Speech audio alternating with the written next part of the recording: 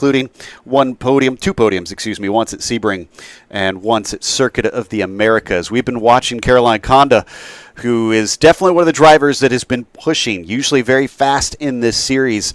I had a chance to watch each of the series go through the inner loop, and it was very telling who was willing to be more aggressive over those curbs, Ryan. And where did Carolyn fall into that equation? She was flying over them. Yeah, I'm not surprised. I talked to the team a little bit, and they said that she was the first of their group to be able to hold it flat through the S's, which is the section of the track she's approaching right now as we ride on board with Carolyn. That's turn 1, and now into the S's here. And what I was told is these Cayman, especially here in this series where they do not have to run any restrictors for balance and performance purposes, they pack a lot of horsepower, not a ton of downforce into these cars, and to get through the S's without a lift takes a great deal of commitment, and she was the first of that group, and that includes the points leader, Ian Porter, that was able to do that in testing and in practice.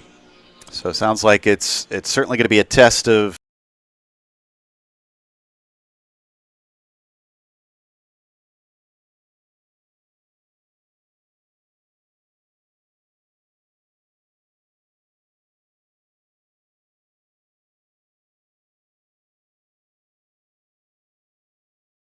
portion that you're on the throttle. Yeah, it's basically, you could almost treat it as a straightaway. At least that's what you want to do, that run out of turn 1 into the inner loop, which you're looking at right here. If you can keep it flat the whole way, that is a big advantage, does help you with lap time. And she's been quick all weekend long. Not a surprise, we've seen her run well over the course of the season. She's only been off the podium once.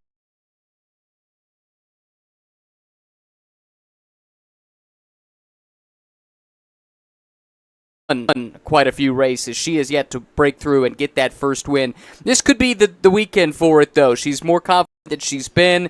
This is a good track for her. She feels like coming off of VIR, she's well prepared for the challenges of Watkins Glen, and the team is telling her you can be a bit more aggressive. Her team owner, Rafa Martinez, told her that he'd pay for a new bumper if she would use it to knock someone out of the way. Not knock them out of the way and into any kind of peril, but, rubbing's racing and all that, right? And the team just wants to see her up that aggression.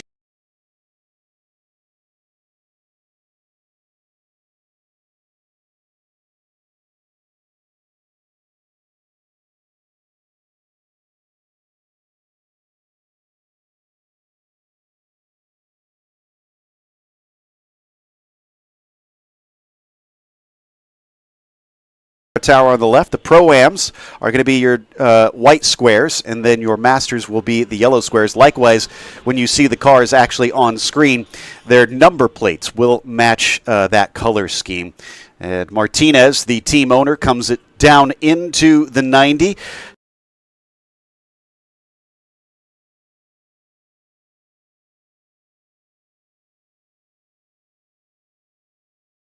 This section of the track. Some of that has to do with the traffic, but some of it too is just building that confidence. And Rafa should come in with a great deal of confidence. He was just at a very high-speed track 1 week ago. He was racing in the GT4 European Series powered by the Rafa Racing Club over at Spa-Francorchamps last weekend as part of the support series bill for the 24 hours of Spa. So from one classic racetrack to another, Spa in Belgium, Watkins Glen here in upstate New York, it's good to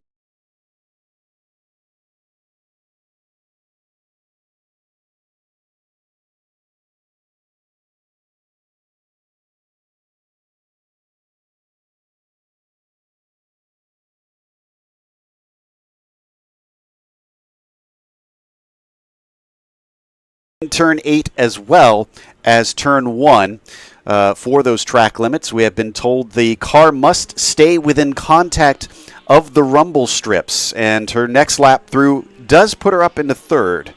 2 tires on the rumble strips is what I'm told is required to stay within track limits. So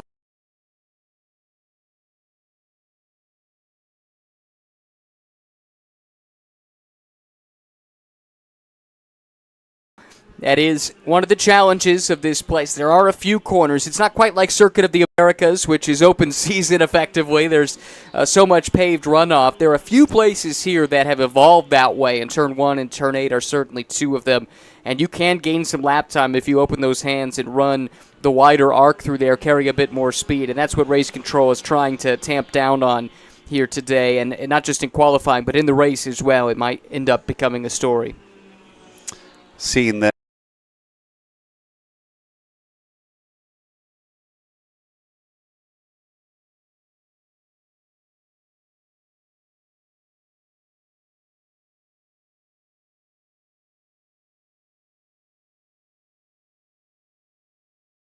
If it is still green.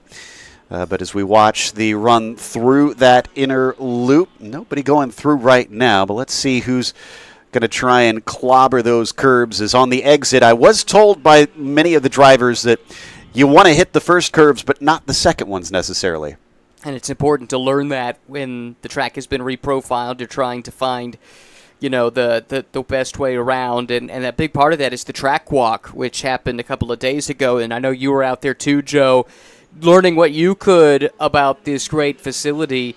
You never know what's going to change from year to year. That's why the drivers, even if they've been here a dozen times, they're going to go and do that track walk as often as they can just to pick up on those little nuances that could have changed from one year to the next. Well, and there was definitely a change this year, as another change made for the NASCAR drivers was the addition of pyramid curbs at the first parts of the inner loop. And my goodness, Jim had a big moment there coming out of turn 9. That is a very tricky off-camber cresting corner, but he kept it pointed forward. That is not going to help his lap time, though. No, probably not, but he's got that car back under control, back to power there. Really high speed, high commitment corner, turn number 11 onto the pit straight here. Jim comes into the weekend 12th in points, had a season-best 4th place finish in race 1 at VIR, less lucky in race 2 where he finished 13th, but having a great time back racing on a more regular basis. We saw him competing, a decade or so ago in various championships, but every time we see him at the racetrack, he's got a big smile on his face. Always, yeah. He whenever he runs into me, it seems like he's constantly got a big smile, and especially this weekend is very happy about releasing a new song. For those not familiar, that is the Jim Johnson, the producer, actually has worked in hip hop for many, many years at this stage, and just in time for the 4th of July weekend this weekend, he released a song called "Man, I Love America," and I think we'll get opportunities to hear it this weekend on the broadcast, because he did, I think, pull some strings for us to be able to play that one. He's a Grammy award-winning producer, by the way. Won the 2008 Grammy for the Best Rap Song as writer and producer of the Lil Wayne classic Lollipop, which I'm sure you know well, Joe. I'm not as familiar. My hip hop taste is definitely kind of more of Jurassic 5 and A Tribe Called Quest, which is right on the cusp of his era. So I'm not as familiar with his songs, but he and I definitely could probably share some talk about our love of the culture. But as right now we are watching Kopczynski come down through the toe of the boot.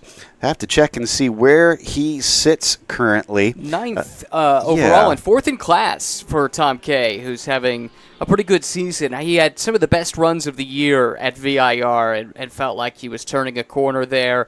Had a really good result, especially in that first race. And looks like he's going from strength to strength right now as we go on board. Yeah, 4th in that class is going to make him pretty happy if he can hold on to it in these last 12 minutes of the session. And a couple drivers having to give way to one another, as I think that was Kreins coming through, and that number 94 getting ready to complete the lap. And no, that was Rob Trollinger that we're seeing there on screen.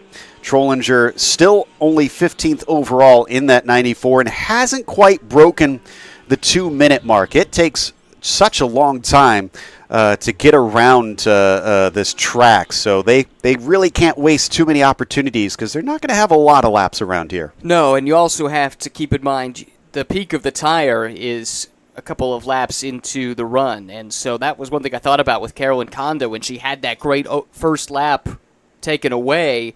Did she maybe use up the best of that tire, put down a good lap, but it was in excess of track limits, so she had that taken away from her. Is the tire still going to be there for her to push hard enough to get back into provisional pole? Right now it's still Ian Porter that is the quick ahead of Schaefer and then Conda. And then Scout still sitting on provisional pole right now in the Masters class. 4th overall. Masters points leader Michael Clark, 2nd quickest down in 6th overall. And Woody Wichard having another good day, up in 8th overall, but 3rd in the Masters category. Yeah, I was noticing that Woody was looking very good this weekend. Not used to seeing him quite that competitive, shall we say. He's taken a step up, and it's fantastic to see him in the top 3 in the Masters. We'll see if he can back that up come race time. Now, at the sharp end of the Pro-Am, we've been talking about Conda and Porter, but, I mean, Schaefer has been the other part of that story, and his kind of has an interesting twist because this is his last race of the season. After this, he's heading off on a mission trip of all things, and will be gone for 2 whole years before he's able to return. So without a professional win yet in any series that he's competed in, he's basically got to try and make it happen this weekend. Yeah, exactly right. There's some pressure on this because, as you said, he's headed to Ecuador for a couple of years as part of a church mission coming up here shortly. This is the last chance I think that he's going to get to drive. He might have a chance to run something next weekend, too. I think that was up in the air the last time we talked to him. But pretty quickly, his time and ability to drive race cars for a couple of years goes away. So if you're going to have that long layoff, you want to leave with some kind of positive memory in the memory bank, right? You don't want to go with a bitter taste in your mouth and have to sit there and stew on it in Quito, Ecuador for a couple of years.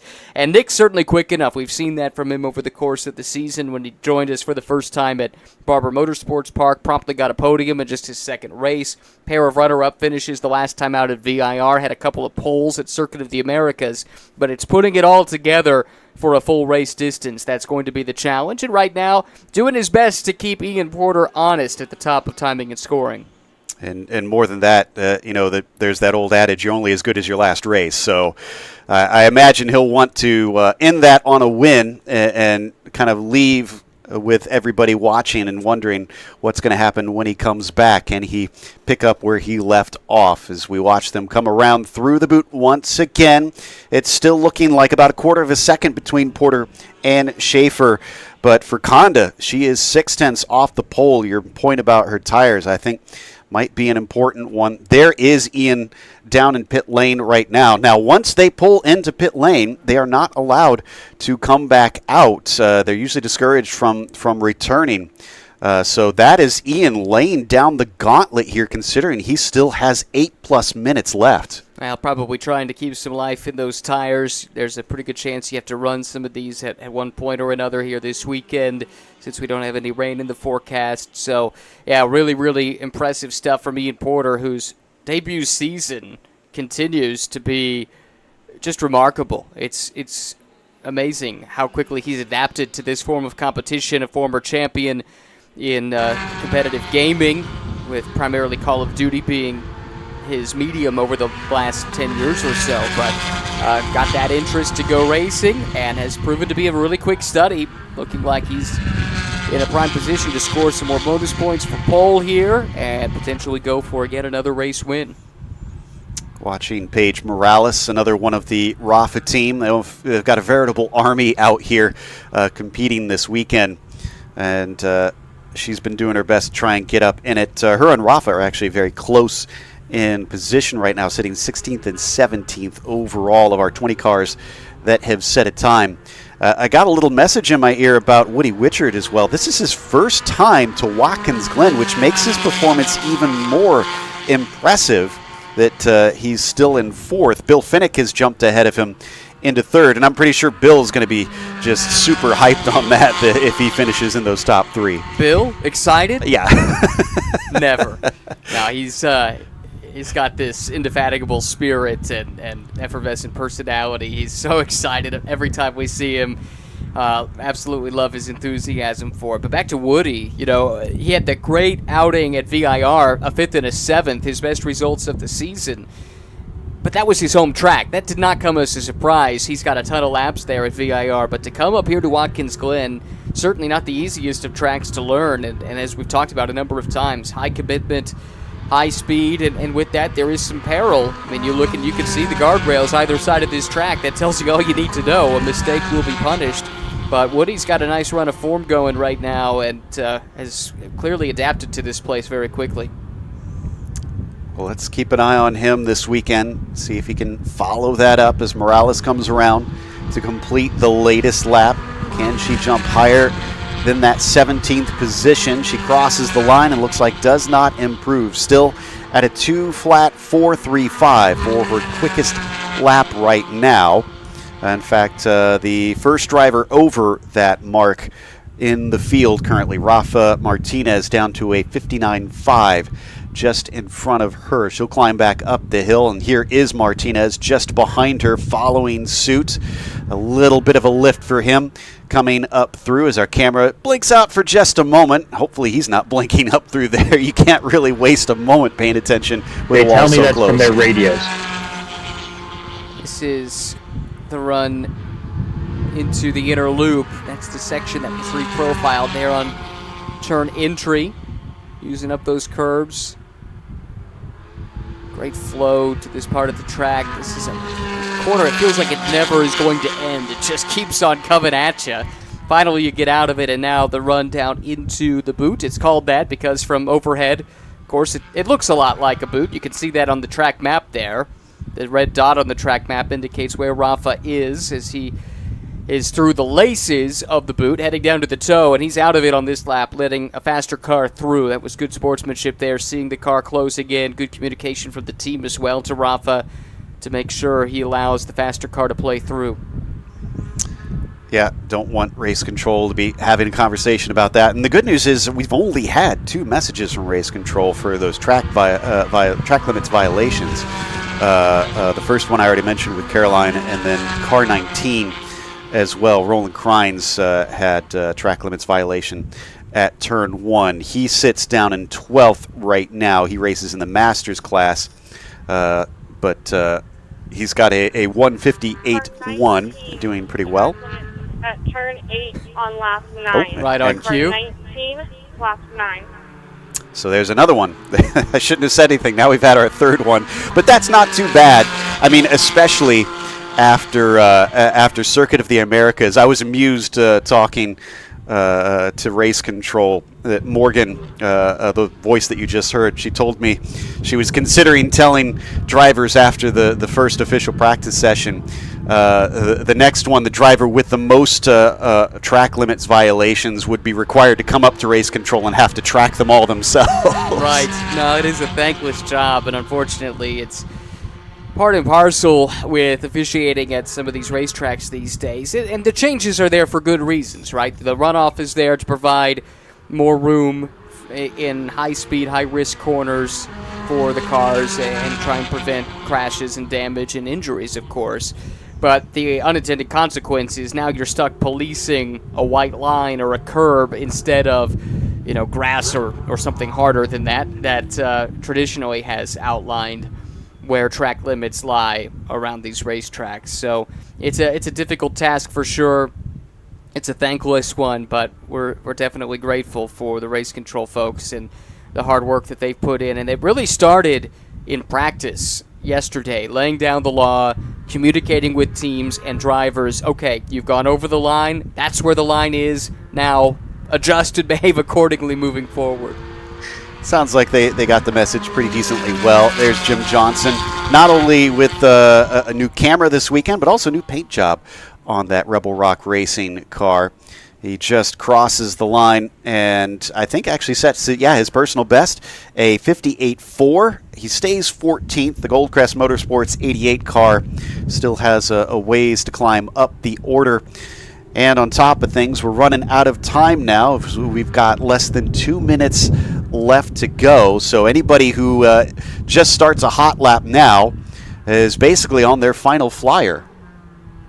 We talked about Jim's career as a producer, but he also had a couple of gold-certified singles when he was performing as DJ Jealous J And he toured with the likes of Cypress Hill and Marky Mark and the Funky Bunch. And yeah, okay, so those are two groups that I definitely have much more of familiarity with. So that's interesting. So now you're like 1 degree of separation from Marky Mark. How about that? I never thought of it that way. That's what I'm here for. I'll hit him up later. But we have very few cars that are still out there. It looks like Lonnie Unser is just completing a lap as well as Jim Johnson. The rest seem to be heading down in a pit lane, feeling unable to complete a quicker lap here at the end. There you see them all lined up down there. And as I said, once they come in, it's not often that they will return out. Ryan mentioned they try to preserve their equipment. They actually have to start the race on the lap they set their fastest lap on, the tire set that they set their fastest lap on. Lonnie comes in, so she's done. I wouldn't be surprised if Jim also hangs it up. Lonnie Unser, of course, coming off recently of a trip to Pikes Peak where she took part in the hill climb, something of a family tradition in the Unser clan. Comes into the weekend third in points, has that one podium result at Race 1 at Circuit of the Americas, a pair of fourths the last time out at VIR. Currently fourth right now in the Pro-Am class. You know, it's funny, I was talking to her about that because I asked, what are you feeling having so many fourths being so close to the podium? She said the 4 isn't her usual number. I forget what she said was irregular, but it was because of her sponsor on the car. And she said at the start of the season, I hope this 4 isn't a sign. Now, the good news is, she says, I've already broken it because I've got the one podium. But I have to imagine, next season, if she could have her choice, she probably won't have the 4 on the car. That's an interesting story. So it looks like qualifying is indeed over. Checkered flag is now out, so it is officially over. Our first qualifying of the weekend. And your order sees Ian Porter on the pole with the familiar face of Nick Schaefer to his outside. Can Nick finally beat Ian to take that win? Or will Conda be able to finally take one over on Ian in this race? There is your unofficial results for the qualifying. She'll start from third. And then you've got Scalzo in that fourth position, but he is our Masters pole sitter. Lonnie Unser able to take fourth in her class, but fifth overall. Michael Clark second in Masters, but sixth overall behind her with Bill Finnick. Excellent job for him. They're sitting in third. Seems to like this track.